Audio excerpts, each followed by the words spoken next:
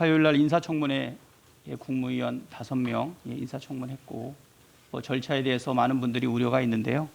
우리 총리 인청은 절차에 맞게 기한에 맞게 잘 마무리되기를 바랍니다.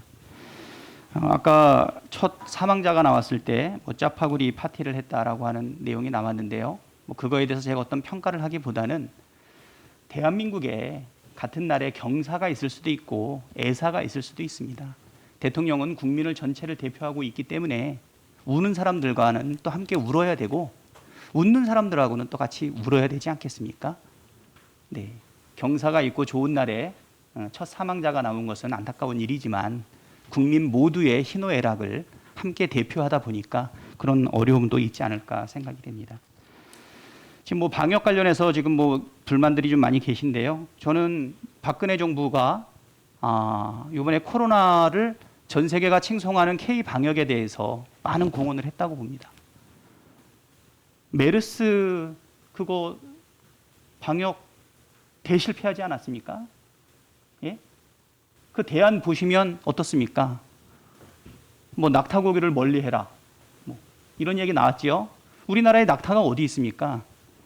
사우디아라비아 거기가 메르스 발생 1위국이었고 2위국이 어딘지 아십니까? 한국입니다. 그때 갈팡질팡하고 그리고 그때 제대로 대처를 하지 않았기 때문에 방역당국이 그 이후에 이러한 감염병과 관련해서 치밀하게 준비할 수 있었던 부분이 있었죠. 그런 의미에서는 경제도 방역도 정책도 역사의 흐름 속에서 시행착오를 거듭해 나가면서 날마다 개선되는 것 아닌가 싶습니다. 메르스 불행한 일이 있었기 때문에 코로나와 관련해서 대한민국의 K방역이 전 세계적으로 잘했던 것 아니겠습니까? 또 방역했고 이제 또 백신과 관련된 새로운 과제가 있겠죠. 집단 면역에 대한 부분도. 역사는 흘러가고 시행착오를 거듭하면서 우리 이런 것들이 누적돼 가지고 국민의 삶을 높이는 것 아닌가 싶습니다. 박근혜 정부가 또 잘한 것 있죠. 대한민국의 민주주의를 한 단계 도약시켰습니다. 국정농단 사태가 벌어졌을 때 해외 동포들이 너무너무 부끄러워했어요. 그런데 몇 달 지나지 않아서 오히려 대한민국을 굉장히 자랑스럽게 생각을 했습니다.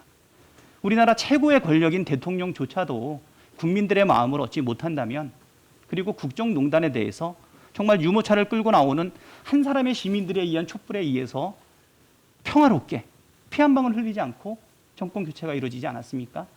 탄핵을 헌법재판소에서 했습니까? 국회에서 했습니까? 제가 볼 때는 국민들이 했다고 봅니다. 123석밖에 안 되는 민주당의 그 의석수를 가지고 어떻게 234석의 탄핵표를 받아낼 수 있었겠습니까? 저는 박근혜 정부가 메르스에 대해서 좋은 성과를 내지 못하고 그리고 국정농단을 초래했던 책임을 가지고 있지만 이런 것들이 대한민국의 민주화와 방역에 큰 역할을 했다라고 봅니다. 역사는 발전해 나가시는 것이라고 생각이 됩니다.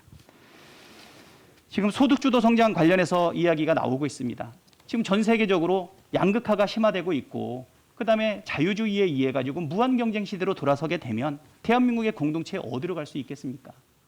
제가 볼 때는 포용 경제로 갈 수밖에 없는 것이 시대의 소명이고 시대의 과제가 아닌가 이렇게 생각이 되고요. 경제 정책이 어떻게 3년 만에 5년 만에 한꺼번에 싹 성과를 낼 수 있겠습니까? 집값 같은 경우도 마찬가지죠.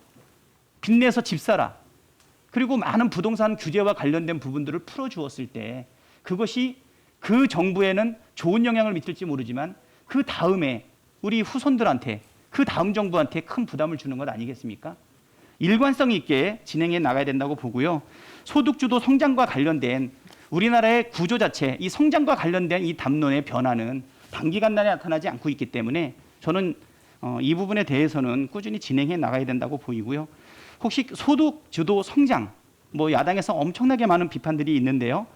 을과 을의 전쟁으로 만들었다는 지적도 있고 소득주도 성장의 방향에 대해서 이거를 철회하고 돌이키라는 말들도 많이 있는데 이 부분에 대해서 지금 총리 후보자께서는 어떤 생각을 갖고 계신지 간략하게만 좀 말씀해 주시기 바랍니다. 예, 결국 소득주도 성장이라는 것은 정말 우리 사회에서 감당할 수 없는 이 최빈곤층을 어떻게든 간에 사회적인 경제의 선순환 구조로 끌어올리기 위한 불가피한 조치였다고 보고요. 그런 점에서 그 이제 수단으로 썼던 최저임금 인상이라든가 또 그분들을 위한 여러 가지 일자리 확보 등등을 통해서 소득주도 성장은 또 그에 이은 정부의 전통적인 어떤 성장의 동력인 혁신 성장과 함께 지금 현재 우리 사회를 그나마 상당한 정도의 절망의 상태에서 좀 끌어올렸다. 다만 이제 그 성과가 방금 의원님이 지적하시다시피 당장 나타나느냐, 아마 그 과정에서 바로 우리가 아깝게도 안타깝게도 이 코로나19라는 역병을 맞으면서 어떤 그 조금 양극화를 좁혀보려고 하는 이런 노력들이 지금 잠시 중지되어 있는 것 같습니다. 그런 부분들이 안타까운데, 어떻게든 정부는 그분들을 어떻게 사회적인 부조를 통해서 그분들을 이렇게 뒷받침해 주어야 하는 그런 절박한 과제가 남아있다고 생각합니다. 민주화도 그리고 방역도 그리고 경제 성장과 관련된 이 부분들도 여야를 떠나서 전부 다 이 우리의 노력들이 누적되는 것 아니겠습니까? 예. 방역을 잘 해내는 것 정부가 혼자 잘한 것 아니지 않습니까? 국민들이 잘 견뎌줬기 때문에 그런 것이고요. 소득주도 성장 과정에서 사실 많은 갈등들이 야기되고 있지만 그것도 우리가 치러야 될 코스트가 아닌가 이런 생각이 들고요.